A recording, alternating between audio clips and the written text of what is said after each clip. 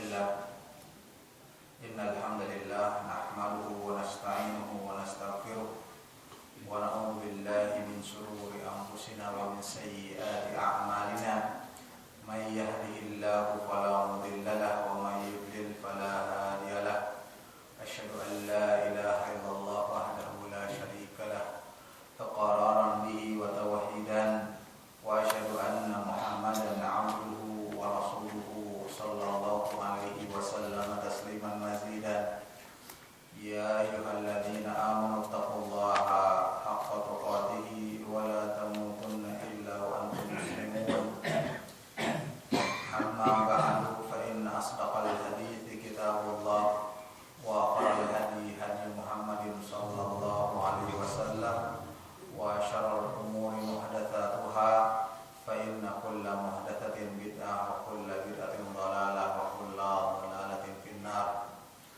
Hadirin jamaah kaum muslimin, para bapak, para ibu yang dimuliakan oleh Allah Subhanahu wa taala.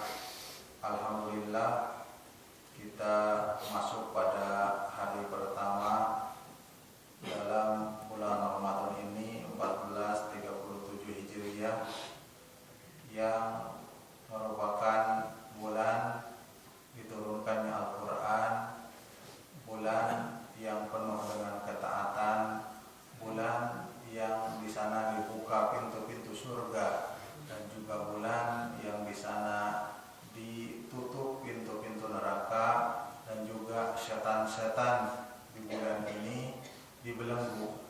Mudah-mudahan Allah Subhanahu wa taala memberikan keringanan kepada kita semua untuk melaksanakan berbagai ketaatan-ketaatan terhadap Allah Subhanahu wa taala di bulan ini, dan juga mudah-mudahan Allah Subhanahu wa taala menutup segala perkara-perkara yang juga akan menggoda kita sehingga terjerumus kepada perbuatan-perbuatan yang dimurkai oleh Allah Subhanahu wa taala. Pada kesempatan kali ini saya ingin membacakan suatu kitab kecil yang disusun oleh Syekhul Islam Muhammad bin Abdul Wahhab, yang diberi judul oleh beliau Syurutus Shalah, syarat-syarat salat, wa arkanuha, dan rukun-rukunnya, wa wajibatuha, dan kewajiban-kewajibannya. Ini adalah risalah kecil yang ditulis oleh beliau, yang oleh para ulama setelahnya disusun kembali oleh para ulama setelahnya yang merupakan ahli tarbiyah, ahli pendidikan, ahli kurikulum, disusun kembali dalam matan-matan thalabul ilmi, rumusan-rumusan pelajaran untuk thalabul ilmi, dan ini menempati mustawa akani, semester yang kedua, tingkatan yang kedua dalam kumpulannya. Adapun kumpulan Syekh Muhammad bin Abdul Wahhab yang pertama adalah dalam matan thalabul ilmi ini ada risalah Salasatul Usul atau Al-Usul Salasah, 3 landasan utama, Al-Qawaidul Arba'ah, kaidah yang 4, kemudian ada Nawaqidul Islam, dan ada yang lainnya. Adapun syarat syurutus shalah ini ada dalam mustawa yang kedua yang dikumpulkan bersama matan-matan yang lainnya, diantaranya juga kitab tauhid, matan tajwid, juga matan dalam mustalahul hadis. Namun risalah ini adalah risalah yang singkat, dan ini sebagai murajaah bagi yang sudah mengetahuinya, dan sebagai pelajaran bagi yang belum mengetahuinya, di mana ini risalah ini sangat penting bagi kita bagaimana tentang rukun-rukun sholat, syarat-syarat sholat, kewajiban-kewajibannya, yang kadang kita sudah melaksanakan mendirikan sholat namun belum mengerti syarat sholat, rukunnya bagaimana kalau lupa dan lain sebagainya, bagaimana kalau ini dan itu, permasalahan-permasalahan yang itu menyebabkan seseorang batal sholatnya, ya, batal sholatnya, rusak sholatnya dikarenakan tidak mengenal ilmu dalam masalah ini. Yang risalah ini dijelaskan kembali secara singkat oleh Syekh Abdul Muhsin bin Hamad Al-Abbad Al-Badr. Ini adalah risalah Syekhul Islam Muhammad bin Abdul Wahhab rahimahullah, yang di sana terdapat mencakup syarat-syarat sholat, rukun-rukun sholat, dan kewajiban-kewajiban sholat. Kata beliau, kata pensarah, istamalat hadhihi risalatu ala syurutis sholat at-tis'ah. Sungguh telah mencakup risalah ini atas syarat-syarat sholat yang 9. Di sini ada beliau katakan bahwa syarat sholat itu ada 9. Warkanuha al-arba'ah, dan rukunnya ada arba'ata asyra, dan rukun-rukunnya ada 14. Wa wajibatuha ats-tsamaniyah, dan kewajibannya ada 8. Dan tatkala beliau menceritakan atau menyebutkan syarat yang keempat dalam syarat-syarat sholat, yaitu raf'ul hadath, beliau menyebutkan juga syarat taharah, yaitu 10 syarat taharah, dan fardu wudu yang 6, dan kewajiban-kewajiban yang harus dilakukan di dalam taharah atau berwudu atau bersuci itu, yaitu at-tasmiyah, dan juga akan diterangkan tentang pembatal-pembatal wudu atau pembatal taharah yang 8. Dan di dalam masalah ini juga disebutkan tentang rukun-rukun sholat dan menafsirkan surat Al-Fatihah dengan ringkas dan penjelasan lafaz-lafaz istiftah dan tasyahud. Yang pertama adalah syurutus shalah, syarat salat. Asyurut yang artinya adalah syarat-syarat, jamak dari syarat, asyartu atau syartun, yaitu apa yang dimaksud dengan syarat adalah alladzi yalzam min adamihi al-adam. Naon syarat teh? Syarat yaitu yang mesti dengan tidak adanya dia itu al-adam, tidak ada. Yang mesti tidak ada si syarat tersebut, tidak adanya yang disyarati. Wala yalzam min wujudihi al-wujud, dan tidak mesti, ya, tidak mesti adanya syarat tersebut adanya yang disyarati. Ngatos Pak? Radalir. Nah, upami radalir ku contoh. Wal makna annahu yalzam min kaunihil insan ghairu mutahhir alla tasihalahu salih. Maknanya bahwasanya mesti seseorang itu, ya, seorang manusia itu tidak dalam keadaan suci, maka tidak sah sholatnya. Kalau tidak suci maka tidak sah sholatnya. Yang tadi dikatakan kalau mesti tidak adanya, maka tidak adanya yang disyarati. Li'anna syartas shalah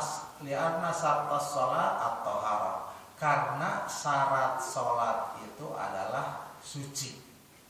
Berdasarkan firman Allah Subhanahu wa taala, la yaqbalullahu sholata ahadikum idza ahdasa hatta yatawaddaa. Tidak, Allah tidak akan menerima sholat salah seorang di antara kalian idza ahdasa, apabila dia berhadas. Di Allah Subhanahu wa taala tidak akan menerima salat salah seorang di antara kalian. Allah tidak akan ridho salat di antara kalian apabila dia berhadas. Apa itu hadas? Sesuatu yang keluar dari dua jalan. Hatta yatawaddaa, sehingga dia berwudu. Berwudu adalah membasuh muka, membasuh tangan sampai sikut, mengusap kepala, dan membasuh kaki. Itu yang pokoknya. Kadang seseorang itu berwudu, kemudian hadas tapi tanpa dia sholat, ya. Jadi melaksanakan satu syarat tapi tanpa dia sholat dengan wudu tersebut. Contoh, misalkan seorang berwudu tapi tidak mesti dengan wudunya itu dia melaksanakan sholat, tetapi sholat mesti ada wudu. Misalkan mau membaca kitab supaya lebih afdol, lebih menghormati Al-Quran, lebih menghormati kalam ulama, berwudu dulu, ya, berwudu dulu. Fala yalzam min wujudihi at-taharah wujudus shalat, maka tidak mesti adanya taharah, adanya salat. Ini adalah penerangan tentang syarat. Apa yang mesti tidak adanya itu tidak adanya sesuatu, dan adanya sesuatu tidak mesti ada. Yang pertama, syarat salat itu adalah al-Islam. Syarat yang pertama adalah al-Islam. Wa dhidduhu al-kufru, dan kebalikannya itu adalah kufur. Wal kafir amaluhu mardudun walau amila ayya amalin, dan orang kafir amalnya itu tertolak walaupun dia mengamalkan amalan apapun, walaupun dia sholat, walaupun dia zakat, walaupun dia menolong seseorang, walaupun apa saum, misalkan ikut-ikutan puasa di bulan ini, ya, dia itu tertolak. Dalilnya adalah maka lil musyrikina ayyamuru masajidallahi syahidina ala anfusihim bil kufri. Tidaklah bagi orang-orang musyrik, tidak layak bagi orang-orang musyrik yang tidak Islam ayyamuru masajidallah, memakmurkan masjid-masjid Allah, yakni beribadah. Tidak layak sholat, memakmurkan masjid, ibadah-ibadah yang lainnya. Syahidina ala anfusihim bil kufri, sedangkan mereka tahu, menyaksikan, mengakui bahwasanya mereka sendiri adalah kufur, tidak percaya terhadap Allah, bahkan membenci Allah, tidak percaya diturunkannya Nabi Muhammad SAW. Ulaika habitat a'maluhum wa finnari hum khalidun. Maka mereka itulah amal-amal mereka adalah gugur, wa finnari hum khalidun, dan di dalam neraka mereka menjadi kekal. Ini adalah dalil yang pertama. Dan juga firman Allah Subhanahu wa taala yang mengatakan di dalam surat Al-Furqan ayat 23, wa qadimna ila ma amilu min amalin faja'alnahu haba'an manthura. Dan kami perlihatkan kepada apa-apa yang mereka amalkan, min amalin, dari suatu amal, ya. Kami perlihatkan dari apa-apa yang mereka amalkan, yang mereka capek-capek melaksanakan amal tersebut, yang mereka berharap pahala dari amal tersebut. Faja'alnahu haba'an manthura, maka kami menjadikan amal-amal tersebut haba'an manthura, debu-debu yang berterbangan. Ini dua ayat yang menceritakan, yang menyatakan bahwasanya amal orang-orang kafir, amal orang musyrik, amal orang yang belum masuk Islam itu tidak diterima oleh Allah Subhanahu wa taala. Jadi setiap amalan yang ditakarubkan kepada Allah Subhanahu wa taala oleh umat tersebut, ini tidak bermanfaat kepada pemilik amal tersebut, kepada pelaku amal tersebut apabila tidak didahului dengan syahadat alla ilaha illallah wa anna muhammadar rasulullah. Jadi amal apapun kalau tidak syahadat dulu, tidak masuk Islam dulu, maka tidak diterima. Maka amal tersebut mesti didahului oleh syahadat dan juga mesti melakukan atau mengikhlaskan segala amal kepada Allah Subhanahu wa taala, yang itu merupakan konsekuensi dari syahadat Allah ilaha illallah, dan juga amalan tersebut harus mengikuti contoh dan tuntunan dari Rasulullah sallallahu alaihi wasallam yang merupakan apa?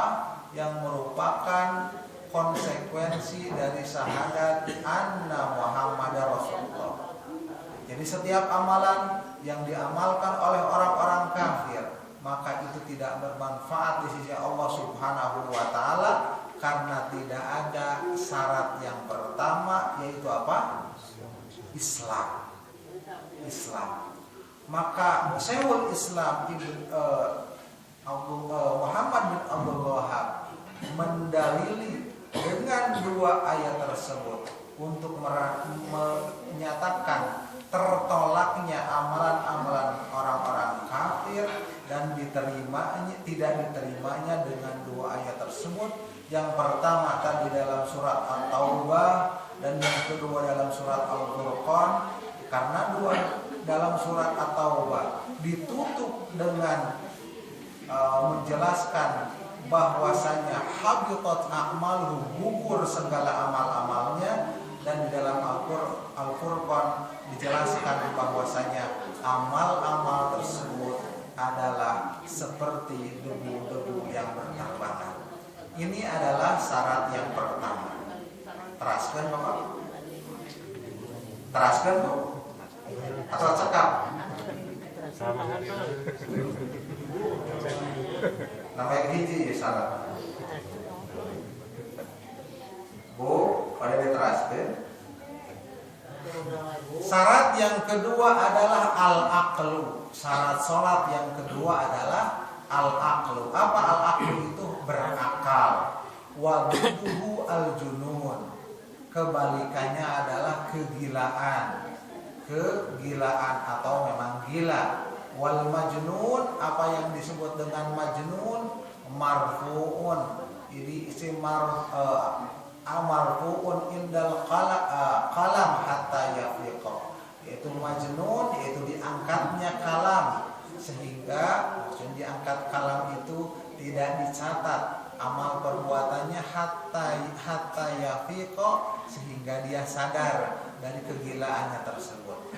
Dalilnya adalah hadis Rasulullah sallallahu alaihi wasallam yang dibawa oleh Abu Hurairah, rufi al-qalamu an thalathatin, diangkat kalam itu dari 3 orang. Yang pertama an-naimu hatta yastaiqidha, orang yang tidur hingga dia bangun. Yang kedua wal majnun hatta yafiqa, dan orang gila sehingga dia sadar. Was-saghiru hatta yablugha, dan anak kecil hingga dia balik. Mesti adalah perkara yang mesti bagi orang yang sholat, yang melakukan sholatnya, yaitu dia hadir akalnya, berakal, tidak hilang akalnya. Itu dengan kegilaan, hilangnya dengan kegilaan, stres yang taraf tinggi atau mabuk. Karena kegilaan adalah diangkat padanya kalam yang tidak mukallaf, tidak ditaklif, tidak dibebani suatu kewajiban. Juga mabuk, ya, mabuk, hilangnya akal dikarenakan mabuk, minuman atau apapun yang memabukkan, yang disedot, yang ditelan, yang apapun yang dilakukan yang merupakan menjadikan mabuk, maka tidak boleh dia atau tidak sah dia melaksanakan sholat. Berdalil dengan yang tadi rufi al-qalam an thalathah, yaitu diangkat kalam, tidak dicatat. Berarti kalau dia orang mabuk atau yang gila itu sholat, jadi percuma karena tidak dicatat suatu kebaikan. Tidak dicatat suatu kebaikan, tidak sah sholatnya, sehingga dia itu benar-benar sadar. Maka orang yang mabuk tidak boleh mendekati masjid Allah, ya, sehingga dia kembali sadar dari mabuknya tersebut. Syarat yang ketiga adalah at-tamyiz, itu membedakan. Wadiduhu as-sighar, dan kebalikannya adalah anak-anak, ya, anak-anak yang belum tamyiz, yang belum bisa membedakan. Wa hadduhu sab'a sinin, dan batasannya adalah 7 tahun. Jadi di bawah 7 tahun ini belum tamyiz. Adapun setelah 7 tahun sudah tamyiz, sudah bisa membedakan mana yang baik, mana yang buruk. Maka 7 tahun diperintahkan untuk sholat berdasarkan sabda Rasulullah SAW, muru abna'akum bis-sholati li sab'in. Perintah anak-anak kalian itu untuk sholat berapa? 7 tahun. Siapa yang punya anak 7 tahun, perintahkan untuk sholat. Nak sholat, ayo kurang sholat, yuk ke masjid sholat. Sholat terus aja diperintah. Walaupun dia belum dicatat, tapi disuruh kita sebagai orang tua untuk memerintahkan untuk sholat. Wadribuhum alaiha li ashrin, dan pukul anak tersebut tatkala 10 tahun. Udah 10 tahun, udah 3 tahun merintahkan sholat terhadap anak tersebut. 7 tahun kan anak SD kelas 1, ya. Terus sholat wae 3 tahun, terus disuruh sholat sampai 10 tahun.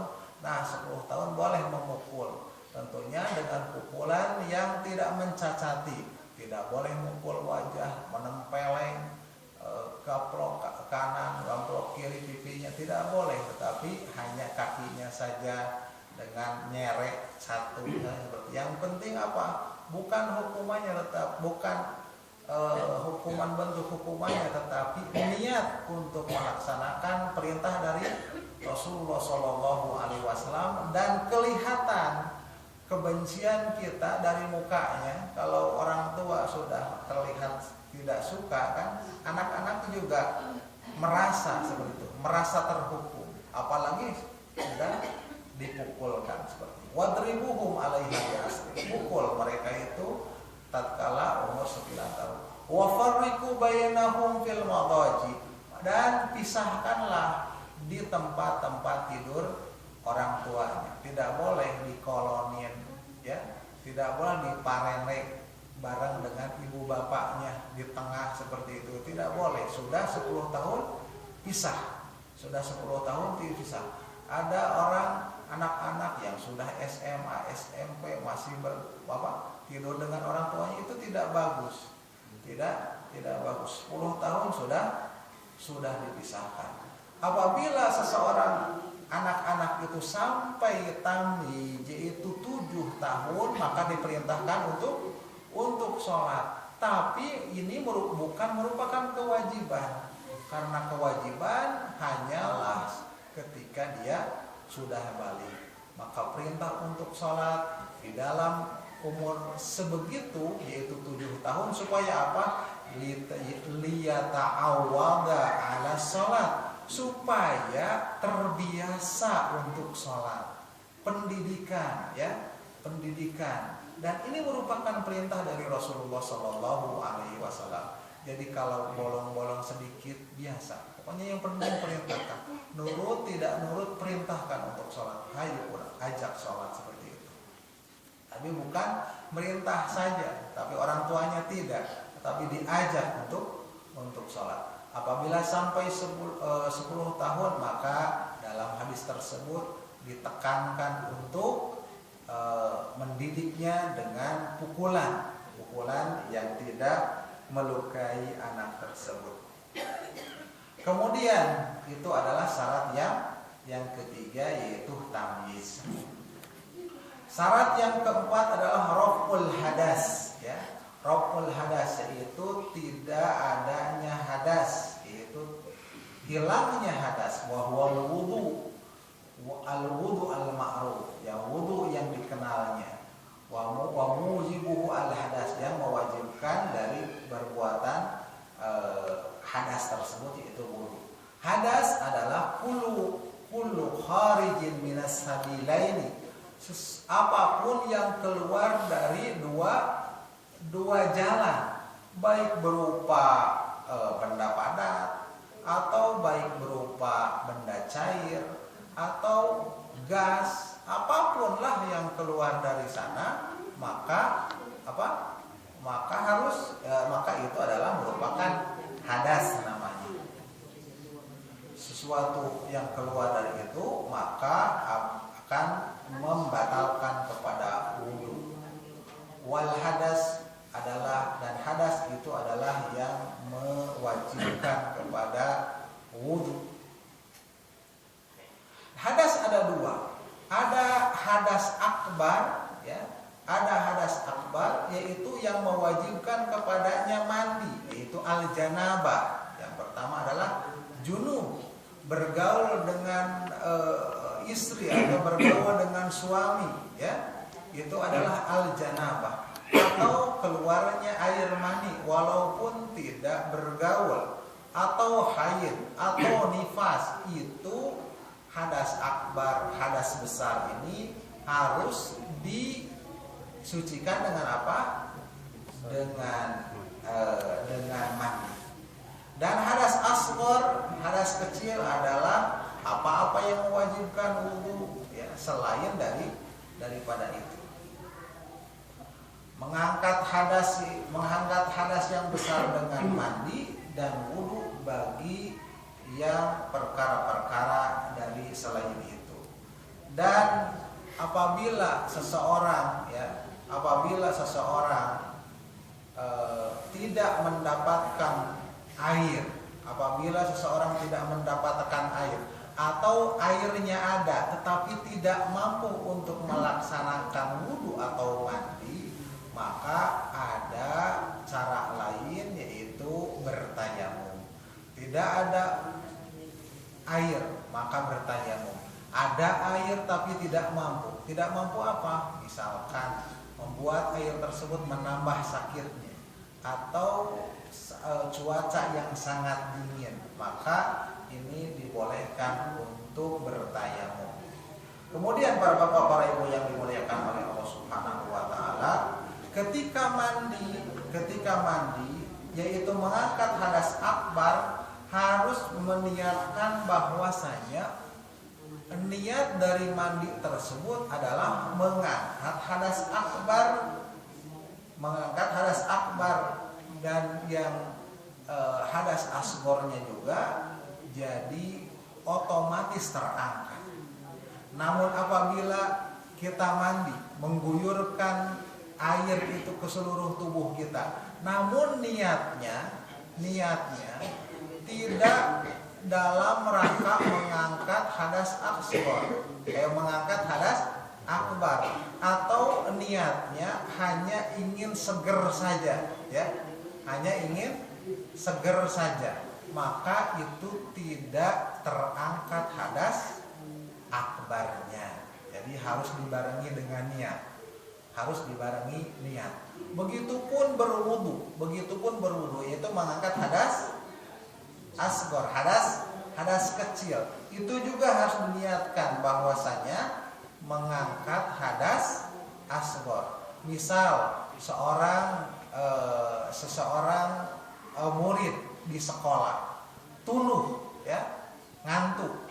Kemudian keluar dulu dari kelasnya, permisi Pak, ngantuk, saya berwudu dulu. Berwudunya dalam rangka apa? Dalam rangka supaya tidak ngantuk. Kemudian ngong teh adan duhur ya, setelah itu duhur. Wajib berwudu lagi tidak? Wajib, karena yang tadi wudunya tersebut untuk apa? Supaya tidak ngantuk, bukan mengangkat hadas kecil. Jadi ketika kita mandi maka kita harus niatkan itu mengangkat hadas besar. Ketika kita berwudu juga kita harus niatkan mengangkat hadas kecil.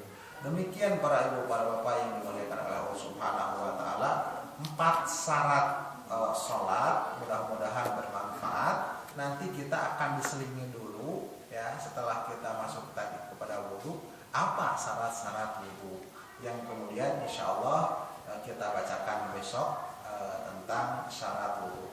Demikian, mudah-mudahan sekali lagi bermanfaat untuk bapak-bapak semua dan ibu-ibu, dan juga buat saya pribadi yang membacakannya. Mohon maaf atas segala kesalahan. Subhanakallahumma wa bihamdika asyhadu an la ilaha illa anta astaghfiruka wa atubu ilaik.